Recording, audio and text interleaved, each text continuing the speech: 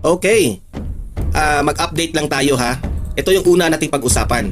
Itong meron raw na natanggal na judge sa ICC. Ayan. Alam niyo na kung sino ha. Mamaya pag-usapan natin yan.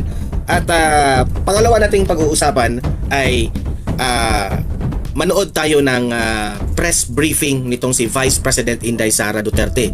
Kasi itong video na ito ay 41 minutes, no? Medyo mataas. Uubusin natin, pakikinggan natin at ire-react natin yan. Okay? So marami pong nabanggit. Halos siguro lahat ng issue ay sinagot na dito ni VP Sara. Okay? Pero guys, bago ang lahat, help me po muna na i-like at saka i-share itong video na ito ha, para kakalat ito sa taong bayan. Okay? Mahalaga like and share. Okay, ready? Sabay-sabay mo tayong mag-like and share. 1, 2, 3, go! Ayan, naka-like and share na ba? And sa mga bago pa lang dito sa aking channel sa Donmar TV, mag-subscribe na po kayo kung first time nyo itong napanood, no? Para lagi kayong updated sa ating mga balita. Okay, actually ang daming nangyayari ngayon eh. Nakatulog lang ako ng ilang oras, ang daming nang nangyayari.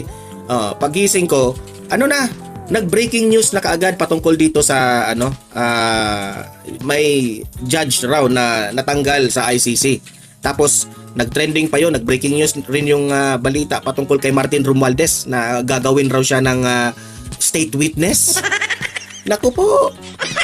Sa ibang vlog na yun ha, yung kay Martin Romualdez, sa ibang vlog yun, okay? Ito muna, focus muna ako dito sa reaksyon ni Vice President Inday Sara Duterte sa mga nangyayari. At uunahin muna natin ito. Pasensya na, may ubo ako ha. Ito, binalita na ito ni Alvin and Tourism, latest ICC update. Kudos to you, lead counsel of former President Rodrigo Roa Duterte, Attorney Nicolas Kaufman and his team for doing such an amazing job. Ayan. Kung binatikos nyo si Attorney Kaufman dahil hindi po na-approve yung interim release ni Tatay Digong, dito naman ay i-credit naman natin si Attorney Kaufman, di ba? Marami na dismaya, hindi natin alam ang tunay nang nangyari sa loob ng ICC kung bakit nga hindi na-approve yung interim release ni Tatay Digong. But anyway, ang tawag dyan, nabother tuloy ako. Ang ibig ko sabihin dito is meron pa namang chance na maibalik yung motion na yon, kasi po nag-appeal na nga itong si Attorney Kaufman, no? Baka itong judge na tinanggal na itong ano pangalan ng judge na ito? Si Judge Khan. Yan, Judge Khan. Kung matanggal ito, baka malaki ang impluwensya niya sa loob kaya hindi na-approve yung interim release, di ba? Exclusive ICC judges disqualify ICC prosecutor Khan from Duterte case, court document shows. Okay? So, meaning to say, meron sigurong mga nakita yung mga taga-ICC na hindi talaga siya valid, no, to be part of the panelist, no. So this is a good job, no, na napansin, no. Akala ko nga nung una tinanggal lang siya dahil sa kanyang mga nakabinbin na kaso, pero hindi pala, natanggal siya dahil nga sa motion ni Attorney Nicolas Kaufman. So that is a good developing story patungkol dito. Okay? So pray lang tayo, no, kasi nag-appeal na po si Attorney Kaufman patungkol dito at mag-grant yung interim release dahil wala na itong judge na ito. Yun lang ang aking pinaka inexpect ko na posibleng mangyari. Okay? So ganun pa man, pasasalamatan pa rin natin ang Panginoon for kahit kaunti lang ang percentage ng ating chances, no? Pero meron pa ring magandang mga nangyayari. Okay, palakpakan. Diba? At sana naman ang ating panawagan ay sa ating Panginoon ay magiging mabuti ang kalagayan po ni former President Duterte sa loob ng kanyang detention cell. Okay? Former President, kapit ka lang dyan at alam ko ang kabutihan pa rin ang mananaig. Mahal ka ng Diyos, mahal ka ng taong bayan. Okay? Eto, punta naman tayo sa anak, si VP Sara. Panoorin natin ang kanyang latest press media interview, okay? At sinagot niya lahat ng issues sa nangyayari ngayon sa mundo ng politika sa Pilipinas. Okay, ito, Vice President, pasok. Actually guys hindi ko pa nakita ito. Sabay-sabay natin na i-react itong video na ito. Merong tatamaan o tatamaan na talaga ang Office of the President. Intro pa lang, tatamaan na talaga ha. Ganyan ka-init si VP Sara ha. Kapag siya na ang nagpa-press media, talagang nakatutok lahat. Administrasyon sa investigasyon ay biglang namamatay yung investigasyon. Totoo naman. Nawawala, kung nalilibing, kung nalulubog yung investigasyon. So, ibig sabihin, meron talagang pag-control Wala nang iba? sa Presidente? kwento. Okay. Alright. Buenas tardes, ma'am. Yes, Yeah. ma'am. Is it true that the family of the blogger who posted a picture of PBBM captioned headshot approached you and is asking for help, but you allegedly turned them down? No, ma'am. I never received a request for help from the family of the vlogger. And it's highly unlikely, ma'am, for us to say no because if this is a matter of legal assistance, ma'am, no, because there is a case. So usually we refer it for legal advice kung meron ng abogado. So very unlikely na humindi yung Office of the Vice President. Kasi ang protocol o ang SOP namin sa opisina na kapag merong lumapit ng tulong at example, pag-assess ng tao, legal problem siya, ay hinahanapan siya or pinapartner siya sa kung Ito yung sino yung vlogger abogado na na pwedeng headshot, magbigay headshot. ng legal advice. Next question. Another issue po. Okay lang po. Okay. Former President GMA proposed a bill expanding or giving additional duties and responsibilities to the Vice President. Would you say na kulang pa ang existing duties po ninyo as VP? Meron pong bill, House Bill, si dating Pangulong Gloria Macapagal Arroyo of an OVP charter. Doon sa charter, kung makikita ninyo, nakalagay lang doon yung institutionalization ng mga units sa opisina ng Pangalawang Pangulo at nakalagay din doon ang organizational structure. Kasi pagpasok namin, ma'am, ang nangyayari, bago lahat, lagi, walang institutional memory ang Office of the Vice President. So bago siya lahat lagi. Pagpasok ng bagong Vice President, bago ang opisina, bago ang structure, ang HR structure niya, bago ang mga units. So ang ginawa namin, ma'am, para merong continuity sa lahat ng mga Vice Presidents ay ginawa namin ng charter. Dinify namin doon na dapat merong USEC, dapat merong ASEC ang opisina, at dapat merong mga ganito na klase ng mga units, KM, HR, legal, finance, para hindi nahihirapan yung papasok na Vice bagong President. Vice President. Kasama na din doon yung opisina, sana, permanent office, para hindi rin lumilipat kung saan-saan yung opisina ng Vice President. Ang pinakauna doon is that para alam ng mga tao kung nasaan ang Office of the Vice President. At pangalawa, para hindi palipat-lipat yung mga personnel ng Office of the Vice President kung saan sila titira. Dahil din kung saan nililipat ng kasakagustuhan ng Vice President kung saan siya ililipat. Nakalagay din doon, of course, yung security unit na naging controversial sa aking termino. At well, yung OVP, him namin, at mga iba pang mga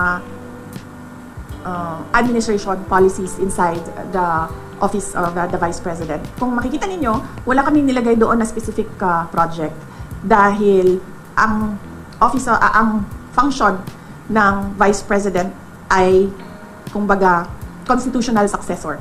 Yun lang ang only function ng Office of ng Vice President. Pero sa atin, traditionally, ang Office of the Vice President ay binibigyan ng budget for the Vice President to decide on what his or her projects are, and then they can implement projects to complement the services of the other national government agencies. So on that note, hindi namin nilagay yun, ma'am. Kasi baka, naisip ko, merong Vice President na papasok na wala siyang project, wala siyang gustong gawin, kundi maging constitutional successor lang. So, ibig sabihin, mag-aantay lang siya na mawala yung presidente. Pero, so far, wala pa naman tayong nakita by history, wala tayong nakita na Vice President na ganun ang gusto niya. Lahat merong kani-kanilang projects. Ang hindi lang namin ginawa ay mag-define kung ano yung project. Kasi magdedepende yon sa panahon kung kailan siya naging Vice President, sa panahon kung kailan anong relevant na project. So, ang ginawa lang namin ay yung structure ng opisina na kahit anong project ay ma-implement noong organization. Just one last po. Yes, ma'am. I don't know if you already asked for your reaction to the viral video of PGMA.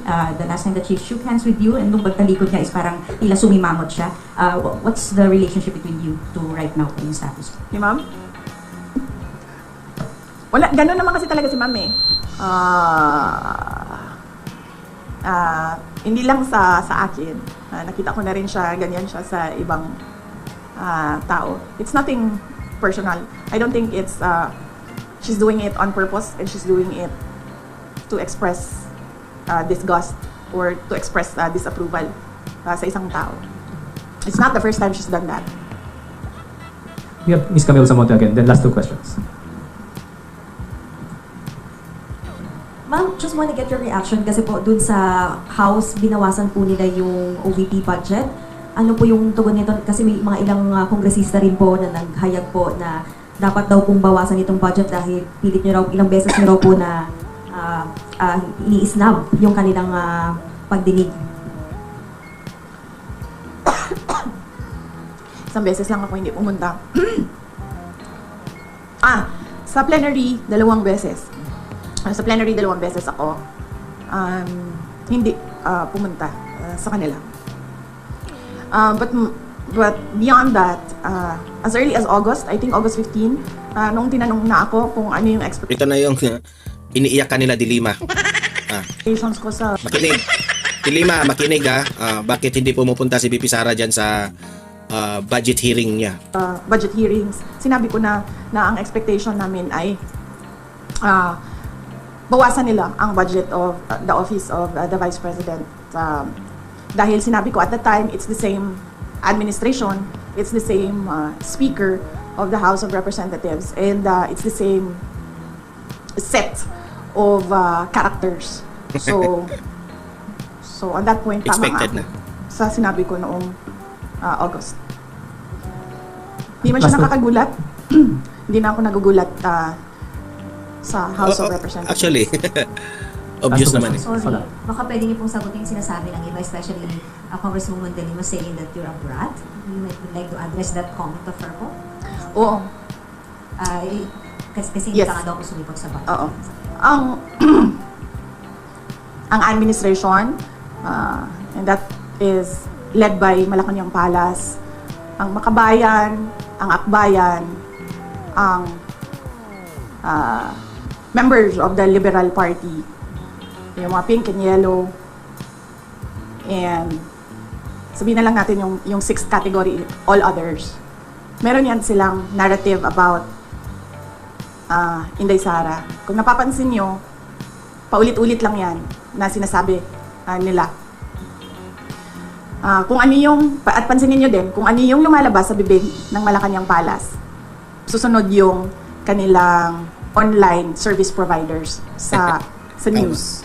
Whether it be fake news, vloggers, totoong news, or trolling, pare-pareho yung narrative nila. At pansinin nyo, lahat ng lumabas na mga articles, isa lang yan. Sinasabi nila, number 1, pro-China. Number 2, brat. Number 3, lukaret, crazy. At number 4, nakalimutan ko yung isa. Ano yung isa, ma'am? Paulit-ulit lang yan sila eh. Confidential At funds. confidential funds. Ilas tayo. Yan. Ay, naku. Pro-China, brat, luka-luka, at confidential funds. 4 lang yan. Halatang scripted itong mga loyalista at dilawan. Pansinin nyo, inuulit-ulit nila yan. Hoping siguro na one of those Na brainwash yung tao. will stick sa image or sa reputation para makasira sa akin. So, hindi ako nagtataka na magsasabi ng ganyan si Dilimaw. Saba, Dilima. Leila de Lima. Yung word na brat. Ginagamit nila lagi yan. And more than that, hindi naman kasi parent ang House of Representatives for them to say kailangan disiplinahin ang Vice President. Dahil sa totoo lang, ang tawag nga natin sa kanila mga buaya, di ba? Ganun yung general perception Correct. for all members of the House of Representatives. So wala silang moral ascendancy over the office of the Vice President. But going back, that's a messaging narrative of anti-Duterte. No, not anti-Duterte. Anti-Sara Duterte. Messaging narrative nila. Nasa message board yan nila sa mga anti-Sara Duterte. Yan, paulit-ulit yan sila. Pro-China, luka-luka, confidential funds, at brat. Ang problema kasi sa messaging nila, hindi ko na lang sabihin kasi baka matuto sila sa akin, ma'am. Ayoko, ma'am. Pag sinabi ko, then matuto sila, and then makaisip sila ng bago.